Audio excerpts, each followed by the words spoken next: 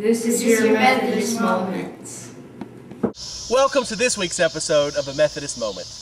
This past week I had a great privilege to be a part of revival services at a small rural church in a nearby community. It's always a blessing to get to worship with other congregations. It's an even double blessing when you get to be the visiting preacher. Sunday, even though it's Sabbath, is rarely a day of rest for your preacher. Hey, you don't have a preacher? I encourage you to get one. They comes in all shapes and sizes, and most are already housebroken.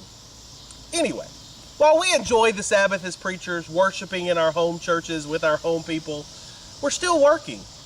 But being the visiting preacher means you get to let go of all the stress of leadership and organization and just sit back and enjoy yourself and worship and maybe preach a little if there's time. Another great thing about revival services, at least here in the South, is there's always at least one potluck.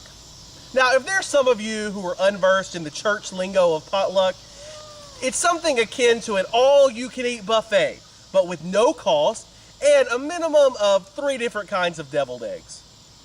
Now, if there are any of you out there who don't understand what a deviled egg is, I suggest you Google it, because I don't have time to teach you everything. But back to my point. The grace of a potluck is that you don't have to commit to just one food. You don't even have to commit to just one kind of food. You can have it all. Just let your imagination and probably your waistband run wild. Ephesians 6:18 says, "And pray in the Spirit on all occasions, with all kinds of prayers and requests. With this in mind, be alert and always keep praying for all God's people." To which John Wesley said that this kind of faithfulness in prayer should be all sorts of prayer. Public, private, mental, vocal.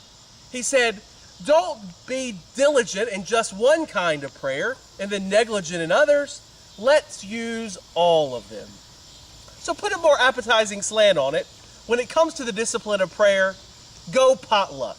Pray in all places, in all ways, for all things, with all kinds of folks.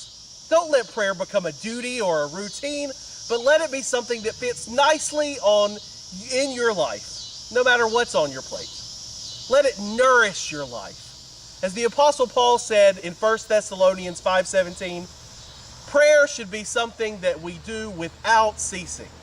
And I think if we'd asked him, Colonel Sanders may have had it, and finger-licking good too. Well, that's it for today. Please be sure and subscribe. We love fans. And we know you don't want to miss a single moment of the exciting things that are happening around here. Check back with us next week for another Methodist Moment. It might just change your week. Be blessed.